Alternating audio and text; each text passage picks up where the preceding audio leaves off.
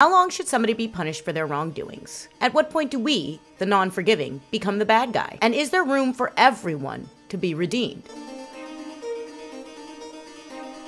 I have never been for revenge. I think it is a fool's endeavor to seek it, yet I also have never been for forgiveness. When you are stuck between a lack of forgiveness and a distaste for revenge, it is like being stuck in traffic at the corner of misery and anger. Forgiveness and revenge are opposites, both ways to seek closure for a problem. One is a lot healthier than the other, granted, but they are both ways to seek closure.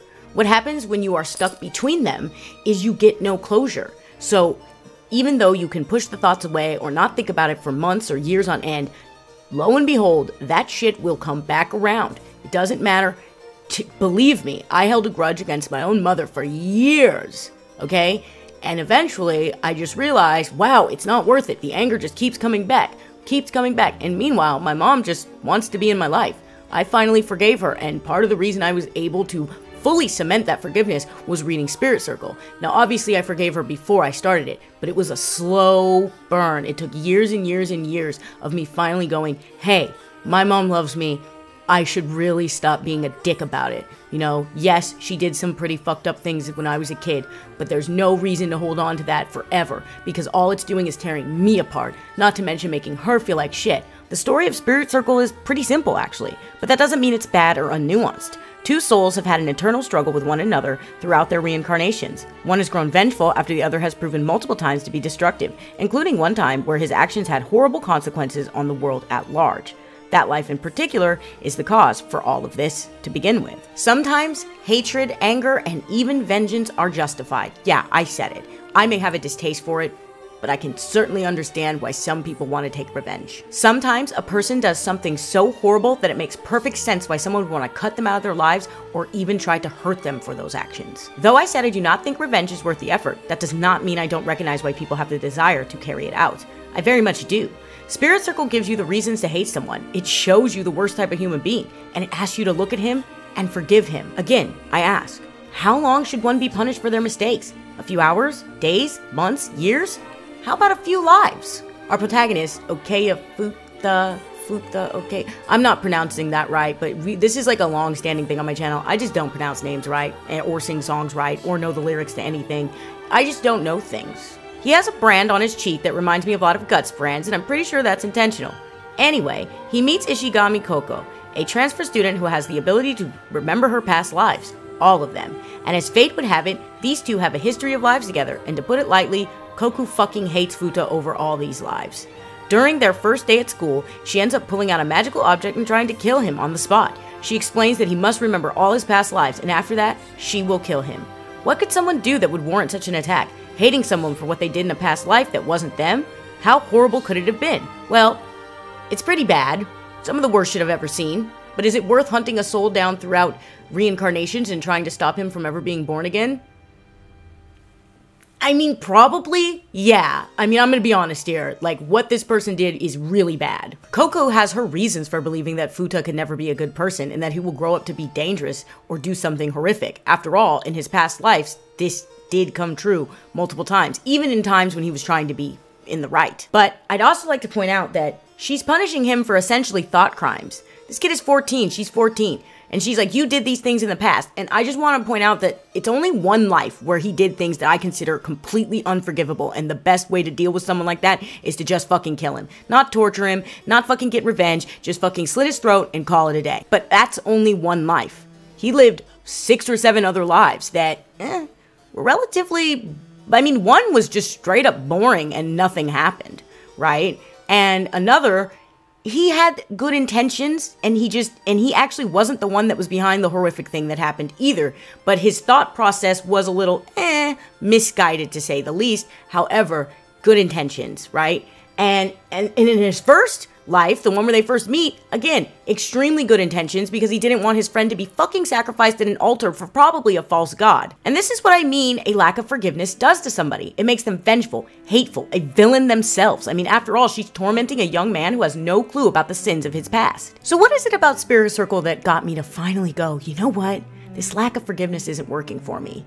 Well, that's hard to answer really because it's the whole work, right? It's from beginning to end.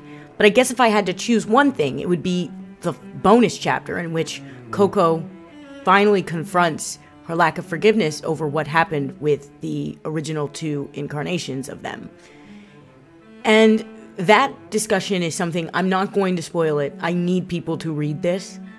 But she talks about how a lack of forgiveness tore her apart, how it made her hateful and vindictive and vengeful and just everything else that you can think of that's negative in response to negativity. And it blinded her. It blinded her and made her think that every version of Okeya was evil. Even the ones that technically weren't, were just chilling, right? Like, he had one life where he was a woman and he was just a geologist. He was literally just a geologist, or she, and nothing negative ever came of that life. But interestingly enough, Coco just looked over that, or Koku, I don't know how to pronounce names, you guys. I'm just gonna say Coco, but I think it's Coco. It doesn't matter. And in another life, he was a character named Vaughn, and again, just ignorant and misguided. He even questioned the orders he had been given, but he was eventually told by an authority figure, no, you have to do this thing because this thing is right. So he did it, and it ended up being a very big mistake that he made. However, this is where I get like Nier vibes, right? Where you don't really question the evil that you're fighting. You don't really question what you're doing. You just do it. And then later on you find out, oh my God, I'm the evil one. And I mean, I feel like that's what's going on with Coco. Remember that question I asked in the beginning? How long does somebody deserve to be punished? How long should you not forgive them? I'll give you my answer now that I've read through Spirit Circle. I don't think you should hold on to any grudges. And I don't care how horrible the thing that the person did. What I do believe you should do is cut people out of your lives who are not worth it. Now, I know earlier I said, like, that counts under revenge, or maybe I didn't, but it's sort of what I meant. But it's not the same thing, okay? There's holding on to anger and bitterness, thinking every once in a while about what that person did to you, getting angry all over again, something that is not just a problem I have. I know a lot of people who talk about having this problem, right? And not taking into account the circumstances that made the person do the things they did. When you attempt to empathize with the other side, you'd be surprised how quickly you come to the conclusion that maybe they're not a villain or enemy after all. Perhaps they have reasons for doing the things that you deemed evil or wrong.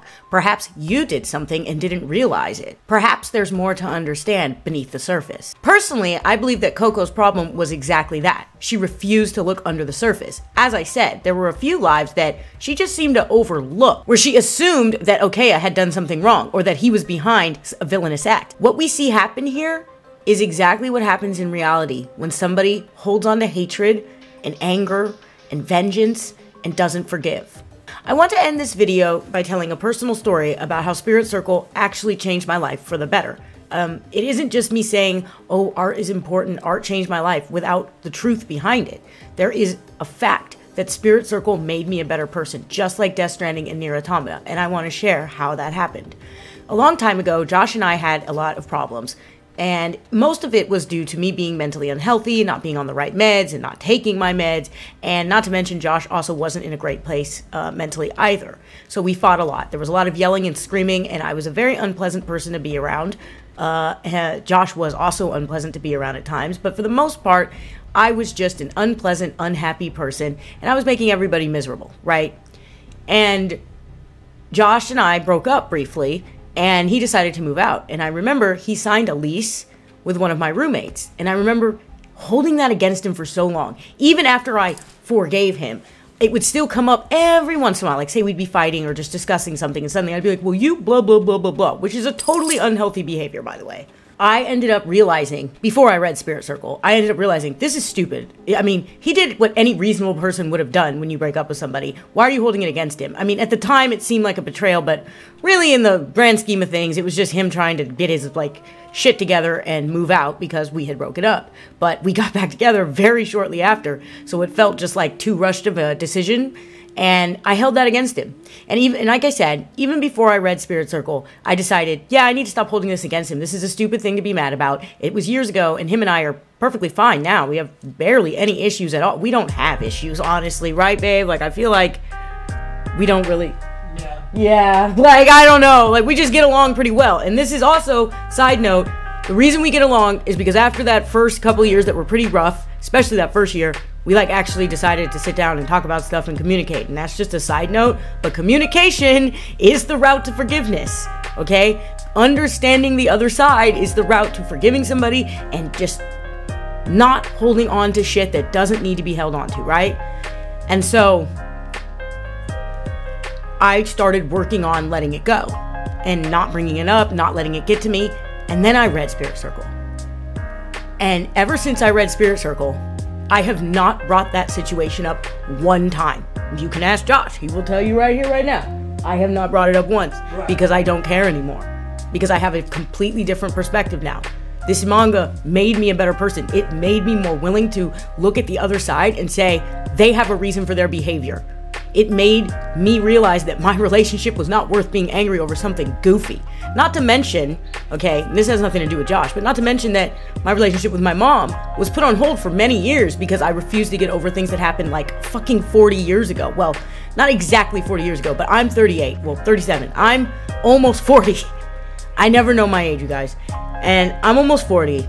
And the things that went down with my mom happened when I was a child. And like, it's done and over with. It is the past.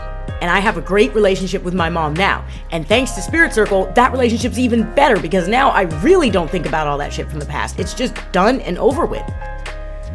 I'm just here to tell you that forgiveness is worth it. It's worth a try. Don't get caught in the trap that I was trapped in for years. Don't be caught in that corner of misery and anger. Don't be caught somewhere where you can't get closure. Always look at the other side and go, is it worth holding on to this? Thanks for watching.